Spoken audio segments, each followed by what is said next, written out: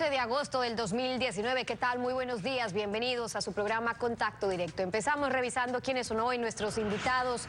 Nos acompañan Patricio Donoso, el segundo vicepresidente de la Asamblea y legislador de Creo por Pichincha. Hay 3 proyectos de reforma a la Constitución para suprimir el Consejo de Participación Ciudadana, 2 de Iniciativa Ciudadana y 1 de la Asamblea. ¿Cuál pasará? ¿Se unirán los 3? La diferencia básica está en que uno elimina el Consejo y otro propone la creación del Senado. ¿Qué preferirá la mayoría en la Asamblea?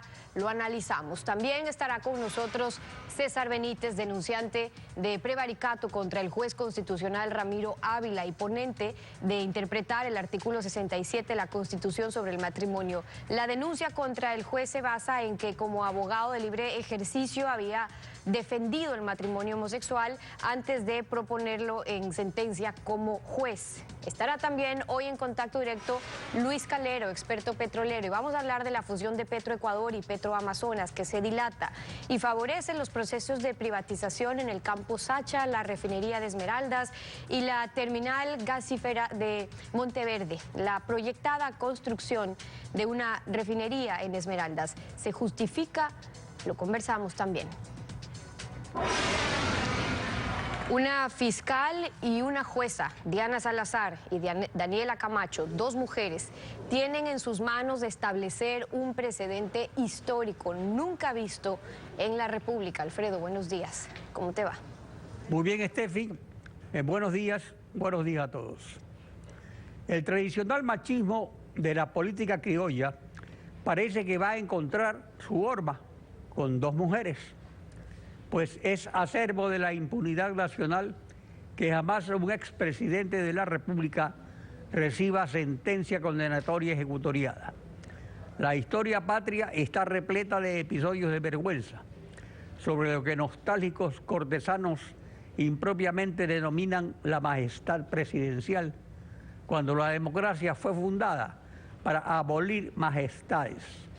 Pero la historia rebosa impunidad, con las más extravagantes teorías que los presidentes no roban, que los que roban son sus amigos, que no importa que lleven con tal de que hagan obra, que los hechos consumados son irreversibles, que la justicia es relativa, que hay delito pero no hay delincuente por falta de pruebas, que los delitos contra la administración del Estado son como el adulterio, no son lo que parecen, y no faltan devotas del divino niño que los llaman hijos de la luz. La decisión que se tome en este juicio histórico por delitos imprescriptibles que no detienen el proceso aunque sus autores estén prófugos, son fundamentales para que se inaugure la justicia, tal como Jaime Roldós prometió hace 40 años. El destino ha convocado a 2 mujeres, una de 36 años y otra de 49, para que hagan historia y demuestren que en la carrera judicial sí hay patriotas que han resistido el acoso de la politiquería. Este juicio recién está comenzando. La actualidad, los protagonistas, el análisis y la información en Contacto Directo.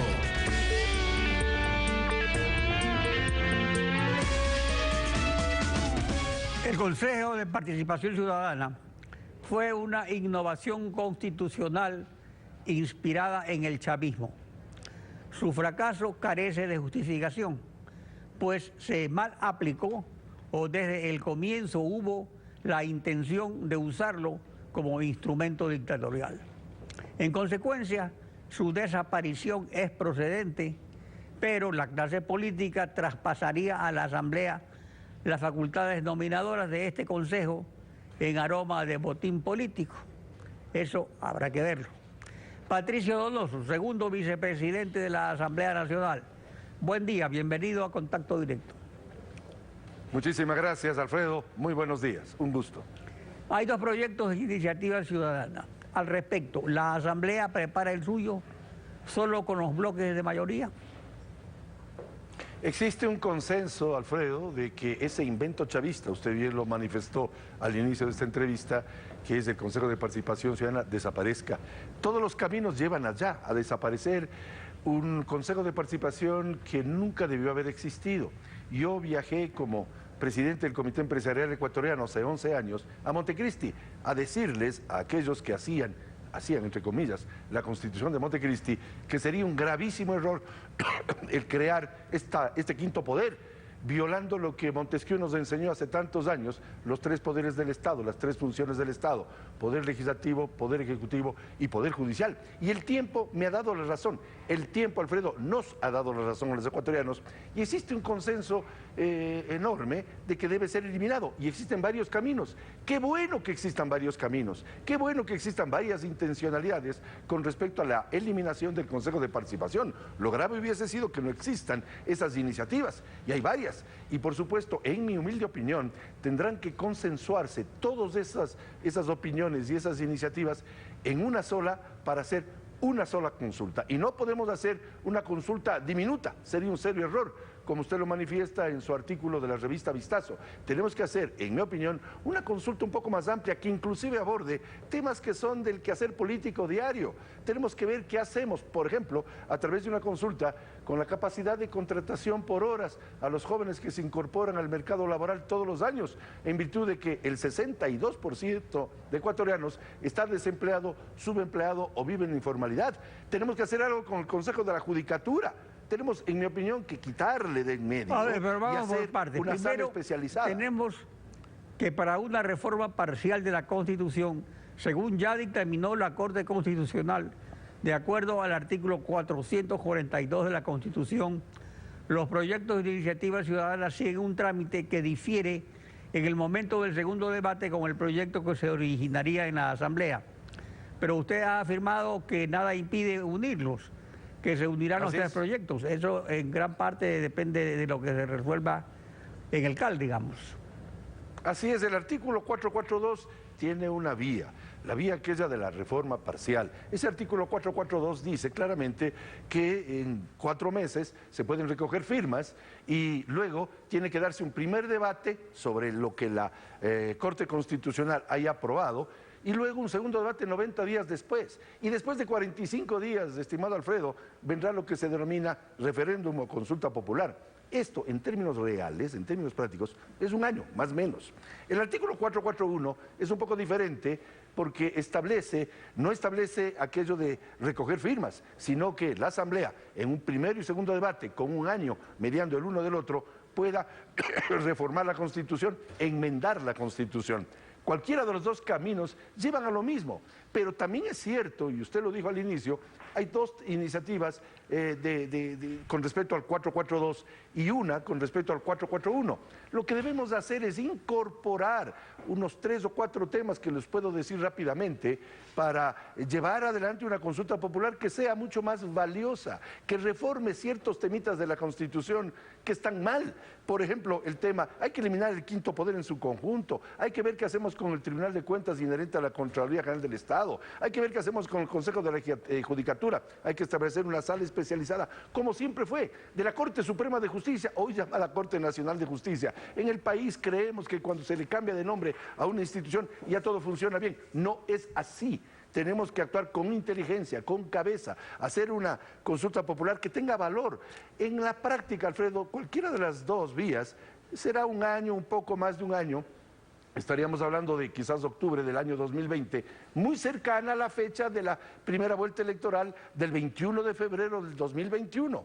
Por tanto, no solamente por razones de orden económico, ahora, pero hay una cosa, sino por lógica. Habría otra posibilidad también, que el referéndum podría ser para escoger entre los dos proyectos de iniciativa ciudadana, el diminuto y el más amplio. Así es, yo prefiero el más amplio. Es una opinión muy personal mía, prefiero el más amplio, porque si ya le vamos a pedir a los ecuatorianos que se acerquen a las urnas para pronunciarse sobre reformas a la Constitución, creo que hay que ser lo suficientemente responsable como para establecer cambiar aquello que está mal. Por decirle un tema así rápido, el tema de los transgénicos, serio error que cometieron en Montecristi con el señor Viciano y su combo. Y eso hay que repararlo, hay que corregirlo. Hay que corregir el tema del quinto poder en su conjunto. Es un quinto poder que tiene ahí metido a este invento chavista del Consejo de Participación Ciudadana. Hay que hacer algo con respecto a la petición del gobierno y de la Contraloría inherente al Tribunal de Cuentas para que se vigile mejor las platas de todos. Es decir, que usted lo que está planteando es que la única reforma parcial que está prevista debe comprender otras preguntas, o sea, las preguntas que fueron planteadas o que son planteadas por iniciativa ciudadana y luego las que se refieren a las competencias del Banco Central, a la deuda, a la prohibición del trabajo por horas, a la dolarización, etcétera. O sea, que hay una serie de temas pendientes que se han intentado modificar por leyes, pero que no son suficientes, sino que deben ser reformadas en la Constitución. Eso sería lo que usted propone. Sí, Alfredo. En mi opinión, sí, Alfredo. Vamos a ver si logramos que esta opinión mía pues surja o camine con los diferentes bloques legislativos. Le decía al inicio de la entrevista que existe un consenso enorme para cambiar la Constitución, pero ya que vamos a hacer aquello con respecto al Consejo de Participación, cuyo juicio político además será pasado mañana miércoles, tiene que hacérselo más ampliamente. No puede ser una consulta diminuta que haga que nada cambie, las cosas tienen que cambiar. Hay otros temas también que están en el tapete, presentados por asambleístas muy respetables. Está el tema del fondo partidario permanente, por allí hay un tema de eliminación de las viceprefecturas y vicealcaldías, hay temas inherentes al matrimonio igualitario. En otras palabras, Alfredo, si queremos consensuar entre los diferentes bloques, hay que ser lo suficientemente abierto para escuchar al del frente. Pero aquí habría un problema, digamos, las preguntas planteadas se refieren a un solo tema precisamente por celeridad, por tiempo, porque todo lo que usted está planteando prácticamente serían temas de una constituyente. Es decir, que los debates serían muy largos.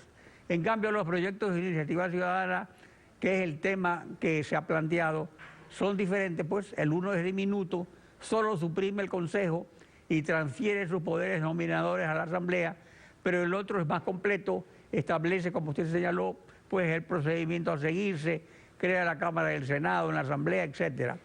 Pero por razones de tiempo, los bloques de mayoría no preferirían el proyecto de minuto porque es una idea personal la que usted plantea, pero sin embargo lo que prevalece son lo que deciden las diferentes bancadas. Más allá de una idea personal, Alfredo, estoy recogiendo la opinión de muchos asambleístas. 10 asambleístas han presentado proyectos de reforma a la Constitución. Lo que hago yo como vicepresidente es acoger lo que los otros piensan también. Es más, tuvimos una reunión con el presidente de la Asamblea, los vicepresidentes y los miembros del CAL, con todos los jefes de bloque y aquellos asambleístas que han presentado reformas a la Constitución. Esas reformas merecen respeto, esas opiniones merecen respeto. Lo que yo estoy diciendo esta mañana en Ecoavisa es que hay que atender esas peticiones de otros asambleístas y quizás no hacer solamente una consulta diminuta que implique la eliminación de algo que en la práctica hay consenso de que se elimine, pero tenemos que ir más allá, tenemos que hacer una consulta un poquito más reformatoria, si cabe así decirlo, a fin de que las intencionalidades de los diferentes... Pero no temen que luego serían de 3 años ya cuando se estén listas las reformas, el desgaste de la Asamblea sea mayor que ahora y que simplemente la gente vota a veces por quién propone una reforma, no tanto por su contenido, sino por el hecho de ser quién la propone, a quién apoya, a quién le da el voto, y que puede haber Alfredo, el peligro de que haya un no rotundo a un conjunto de reformas que son sumamente necesarias para la República. Alfredo, en la vida y en la política, con mayor razón, hay que hacer las cosas que tienen que hacerse, con frontalidad. Hay que ser auténticos en política, hay que decir las cosas como son. Y todos tenemos la intención de reformar la Constitución en cuanto al Consejo de Participación Ciudadana, pero también queremos saber qué hacemos con el Fondo Partidario Permanente. Hay cosas que deben hacerse. Obviamente en todo hay riesgos, sin duda alguna, pero yo creo que tenemos que ser directos. Por lo menos yo opino que no podemos hacer una consulta diminuta, porque si vamos por ese lado, Alfredo, mucho más recomendable sería ir por el lado de la enmienda, que no implica consulta popular, sino que simplemente enmendamos en 2 debates, mediando un año entre el primero y el segundo debate, y cerramos el Consejo de Participación Ciudadana. Pero quedan temas en la Constitución que deben ser reformadas. Esa es mi opinión. Obviamente yo me someteré a lo que digan los demás asambleístas, a lo que digan los jefes de bloques y las bancadas legislativas, pero mi opinión es esa y la digo con franqueza y le he manifestado con franqueza. Tenemos que reformar ciertos temitas. Obviamente el ojo de la gente está en el tema del Consejo de Participación Ciudadana, que posiblemente sea censurado el próximo miércoles, pasado mañana, pero la pregunta que me hago yo y le hago a la opinión pública es eso suficiente? En todo caso queda planteado por Patricio Donoso, segundo vicepresidente de la Asamblea Nacional, una reforma más completa que las que se están planteando hasta ahora. Gracias por acompañarnos en Contacto Directo. Yo soy el agradecido, Alfredo. Muchas gracias. Estefi. Vamos a una pausa y al regresar estará César Benítez, denunciante y acusador de prevaricato contra el juez constitucional Ramiro Ávila, quien fue ponente en el caso del matrimonio homosexual. Modifica el artículo 67 de la Constitución sobre el matrimonio en base a una opinión consultiva de la Corte Interamericana. Regresamos. Quédese con nosotros.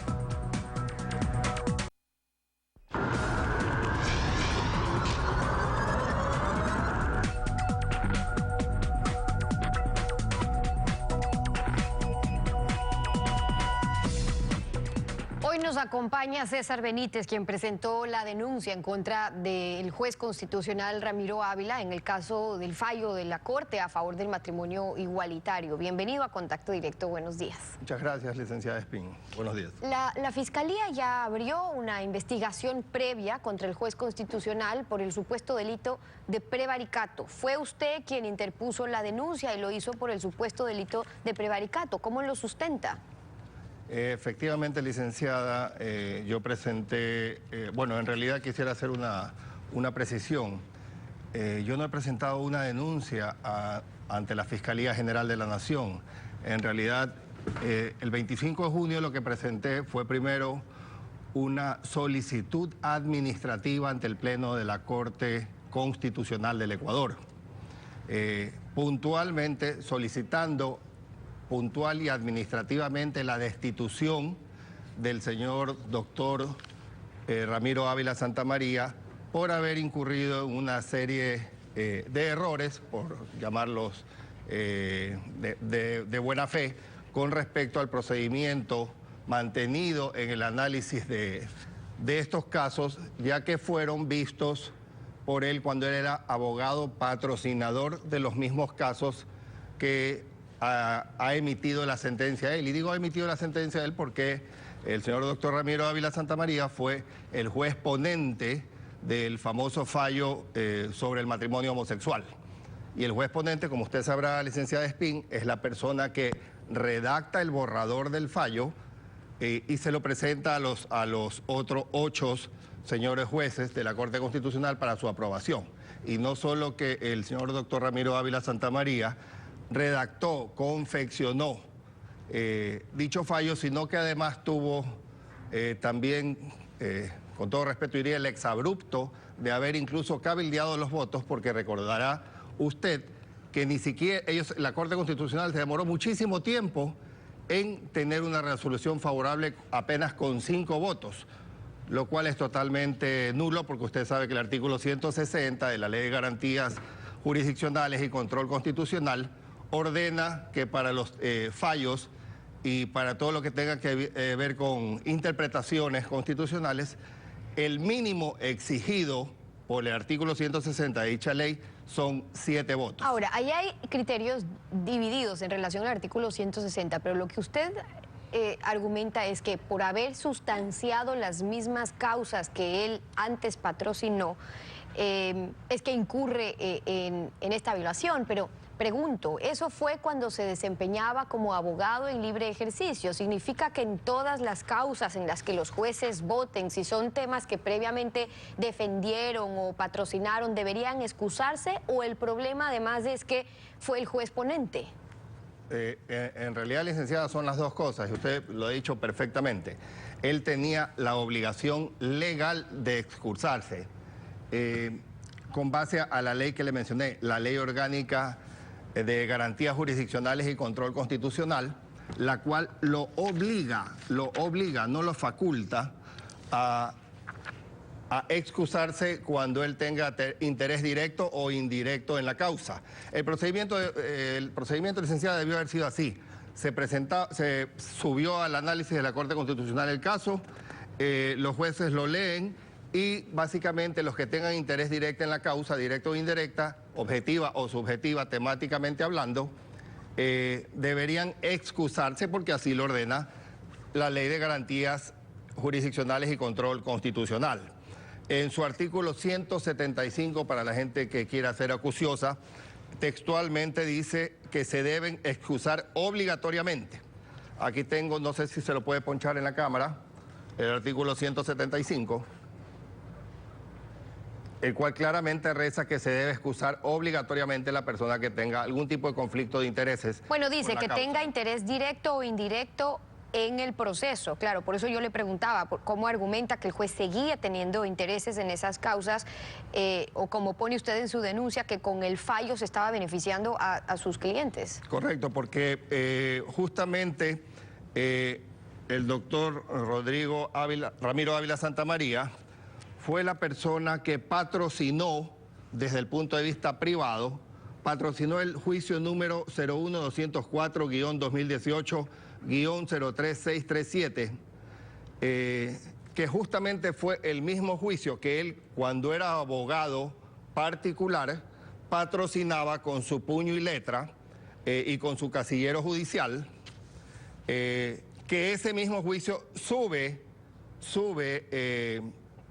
mediante un recurso constitucional, sube a la Corte Constitucional y ahora le toca, por coincidencia, le toca revisarlo ahora a él, siendo parte de la Corte Constitucional, como juez. Ahora, ¿quién define si debía excusarse o no? Y pregunto porque usted también presentó ante la Corte Constitucional este caso, pero ya se sabe también la posición del presidente de la Corte y de la misma Corte.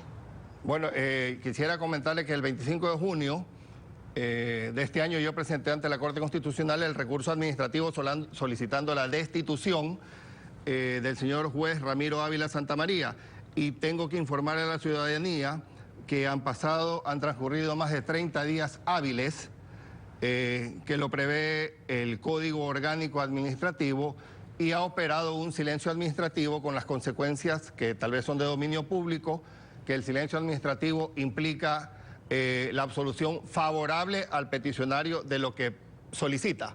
Yo he solicitado la destitución del señor doctor Ramiro Ávila Santamaría, han pasado más de los 30 días hábiles previstos en la ley, ergo se entiende ipso iure que hoy en día se encuentra destituido legalmente el señor doctor Ramiro Ávila Santamaría. Ahora, prevaricato se da cuando un juez falla, o eso dice la ley, falla en contra de la ley expresa, en perjuicio de una de las partes, o cuando procedan en contra de ley expresa, haciendo lo que prohíbe, dice, o dejando de hacer lo que manda en la sustanciación de las causas. ¿Dónde están ahí las irregularidades? Ok, tenemos claro un artículo 67 de la Constitución, licenciada, que nos dice claramente que el matrimonio es entre hombre y mujer. Punto. No hay dónde perderse.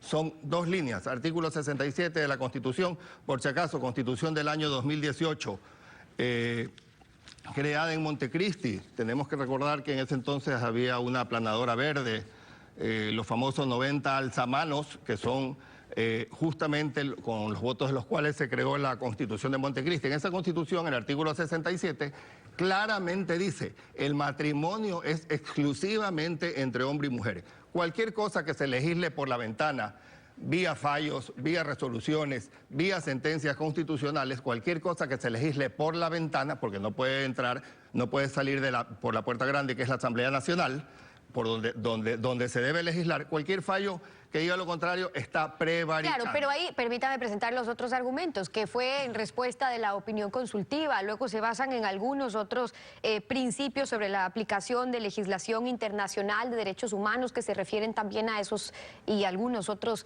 temas en relación a los derechos de las personas GLBTI. ¿Qué pasa ahí? Bueno, en realidad para mí no pasa nada, son normas que no se oponen, sencillamente son complementarias. Además que recuerde usted que el prevaricato puede ser de dos maneras. el operar contra ley expresa, que es lo que estamos comentando en este momento, y también, según como reza el artículo 268 del Código Integral Penal, se refiere a los jueces. Si me ayuda la cámara, por favor. El prevaricato, artículo 268, prevaricato de lazo los jueces o árbitros en derecho. Dice, los que procedan contra ley expresa haciendo lo que prohíbe o dejando de hacer lo que manda. En la sustanciación de las causas, en la sustanciación de las causas en las que patrocinaron a una de las partes como abogados o abogadas, procuradores o procuradoras. El señor doctor Ramiro Ávila Santamaría, como es conocido, él fue el patrocinador de estas causas de matrimonio homosexual previamente en su área particular. Es decir, que con su fallo la Corte Constitucional benefició directamente a sus clientes particulares. Ahora, en relación a eso, la opinión consultiva, digamos, no es complementaria en ese sentido. Las diferencias que han habido es si se debía acoger o si no, y si es mandatorio para el Estado ecuatoriano acogerse a esa opinión consultiva. Ahí han estado las diferencias, pero ¿cuáles son los riesgos de que la actuación de esta Corte en este fallo, si en efecto inobservó lo que manda la Constitución, mañana pueda abrir la puerta para una igual interpretación, pero que cambie un artículo de la Constitución sobre otros asuntos, sobre asuntos políticos? ¿Es eso lo que les preocupa? No, en realidad lo que nos preocupa, perdón, una precisión, Estefi, efectivamente este fallo de la Corte Interamericana, esta opinión consultiva, como su nombre lo indica, básicamente es una opinión y es producto de una consulta que se eleva ante ellos. Eso no implica ningún tipo de legislación para ningún país. Ese es un error y es una mentira muy cacareada decir que tenemos la obligación de acatar este tipo de fallos. Primero porque no es un fallo, es una opinión tan válida, por supuesto, como la suya, como la del doctor Pino Argote, como la de cualquiera de nosotros presentes. Pero sencillamente es una opinión y consultiva porque le están consultando algo, no le están diciendo resuelva en estricto derecho tal cosa, porque ni siquiera tiene la jurisdicción para hacerlo. Es sencillamente una referencia. César Benítez, denunciante en el caso del juez constitucional Ramiro Ávila, acompañándonos hoy en Contacto Directo. Gracias por haber estado con nosotros. Gracias a usted, licenciada. 7:31. Tenemos que ir a una pausa y al regresar estará Luis Calero, experto petrolero, para hablar sobre la demorada fusión entre Petroecuador y Petroamazonas. ¿Favorecería un proceso de privatización? Lo vamos a analizar en pocos minutos, que estamos de vuelta. No se vayan.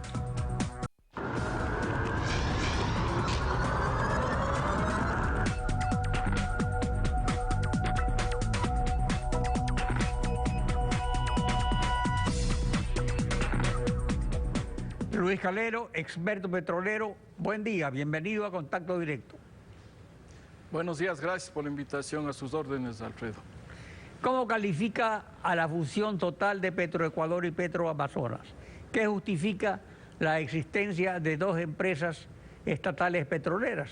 ¿Era necesario? Bien, creo que la decisión de fondo de fusionar o de restituir a la existencia de una sola empresa estatal para el sector petrolero es correcta. El gobierno anterior tomó una decisión que realmente no tenía ningún sustento, aparte de satisfacer posiblemente caprichos o intereses de otro nivel. Tomó esa decisión. Entonces, en el fondo, la decisión es correcta. Lo que sorprende y resulta inédito es la forma en la que se ha definido que se produjese esta fusión. En primer lugar, se expide un decreto para iniciar el proceso. No se decreta la fusión, sino se decreta el inicio de un proceso que de otro lado tendría una duración de aproximadamente 20 meses, que contradice totalmente los otros procesos en los que ha incursionado este mismo gobierno, como por ejemplo el hecho de haber fusionado 3 ministerios. Por absorción, el Ministerio de Hidrocarburos tomó las funciones del Ministerio de Minas, del Ministerio de Electricidad, de 2 institutos, de una secretaría, Y el decreto original estableció que se lo hiciera en 90 días, aunque ha habido una prórroga de 30 días adicionales. Pero ¿qué entonces, beneficios trae la existencia de esas dos empresas todavía, si ya se resolvió fusionarlas? ¿Se puede acelerar la fusión, como se ha hecho en los otros casos que usted cita, en cuestión de firmar decretos solamente y esperar un tiempo razonablemente corto? Mire, lo que se ha pretendido hacer en 20 meses pudo haberse hecho en 20 minutos. Un decreto que establezca la fusión por absorción. Que Petroamazonas sea absorbida por Petroecuador. Esa era en definitiva la decisión que debía adoptarse. Pero este decreto ni siquiera establece la forma de fusión que debería darse. Si se crea una nueva empresa, eliminando estas dos, Petroamazonas y Petroecuador, o si Petroamazonas es absorbida por Petroecuador o Petroecuador es absorbida por Petroamazonas. Se crea un limbo jurídico administrativo que no favorece en absoluto una correcta administración del sector petrolero. ¿Esto significa entonces que se recurrirá de nuevo a una costosa consultoría, que es una costumbre que tienen en la burocracia? Mire, es otro de los elementos que contradice la situación que se está pregonando desde las esferas oficiales. Si estamos en austeridad, no es factible que se cree una nueva unidad, aunque ésta tuviera el carácter de temporal y aunque ahí estuvieran personas respetables. El tema es que en contra de los anunciados procesos de austeridad se crearía un nuevo ente transitorio para esta fusión. Y no solo eso, sino que se estarían utilizando posiblemente recursos, un crédito, aunque fuera no reembolsable del Banco Mundial, para incursionar en un proceso, es decir, más o menos unos 20 millones de dólares, a más de los que ya se gastaron hace unos pocos años cuando se emprendieron en procesos de fortalecimiento organizacional, administrativo, tanto de Petroecuador como Petroamazonas. Es decir, es incomprensible estas contradicciones. Además, usted asegura de que esta demora en la fusión, que puede hacerse en 20 minutos, tiene una influencia en privatizaciones en curso que están en Petroecuador, por ejemplo, sobre el campo Sacha, sobre la nueva refinería en Esmeraldas y sobre el terminal de Monteverde. Claro, mire, resulta sospechosas las coincidencias en el sentido de que, por ejemplo, para esta fusión se está tratando de obtener certificación de reservas de algunos de los campos manejados actualmente por Petroamazonas. ¿Qué tiene que ver la certificación de reservas con un proceso de fusión empresarial? A no ser que se estuviera pretendiendo incursionar en procesos de privatización para la operación de esos campos. O se estaría preparando posiblemente el terreno, por ejemplo, y ya ha existido el anuncio por parte de un alto funcionario de gobierno de que se cerraría la refinería de Esmeraldas para conceder a un privado la potestad de construir y operar una nueva refinería. Mire, eso sería realmente un absurdo de proporciones, pero astronómicas. La refinería de Esmeraldas como tal ha producido para el país en 40 años más de 1.260 millones de barriles de derivados.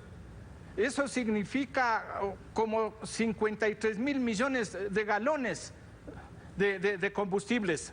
Y estaría en posibilidades de en los próximos 30 años producir volúmenes similares.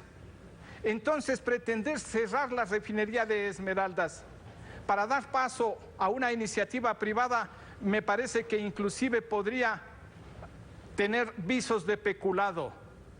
Porque no hay que olvidarse que, por ejemplo, si solo considerásemos un margen de refinación, es decir, una utilidad por refinación por cada barril, en los próximos 30 años tendría el Estado ecuatoriano, a través de la refinería de Esmeraldas, una utilidad de unos 6.000 millones de dólares. Pero acerca de la... Continúe.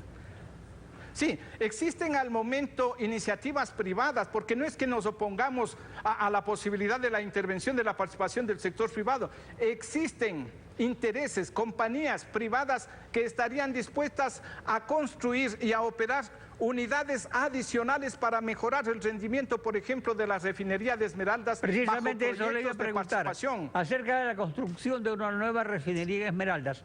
¿Qué ocurre con la vieja refinería y su fallida repotenciación? Ahí se invirtieron por lo menos 2.000 millones de dólares. Eso simplemente se perdería. ¿Qué ocurre con eso?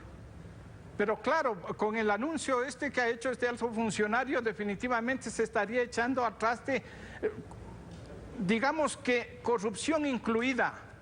Se incorporaron, se sustituyeron partes importantes en la refinería por montos superiores a los 2.000 millones de dólares. Pero no es solo eso, sino que se trata de un negocio en marcha que, como lo señalaba hace un momento, podría generar en los próximos 30 años más de 6.000 millones de utilidades.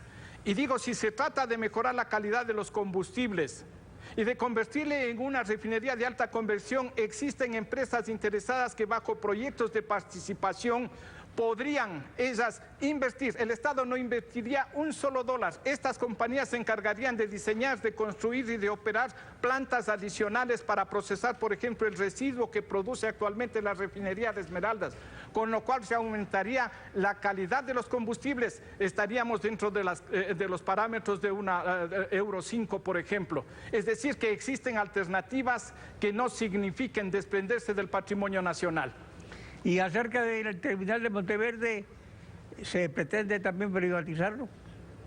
Sí, existen varios de esos proyectos que de igual manera, dentro del margen de asociaciones público-privadas y con las variantes como la que estoy señalando, puede permitirse y propiciarse la participación de empresas privadas, pero eso sí, bajo procesos transparentes, bajo procesos limpios, procesos que no signifiquen que las bases se las prepare ad hoc y las bases se las prepare direccionadamente. Con procesos transparentes y limpios, yo creo que puede obtenerse la participación del sector privado en el manejo y en la operación de los sectores estratégicos.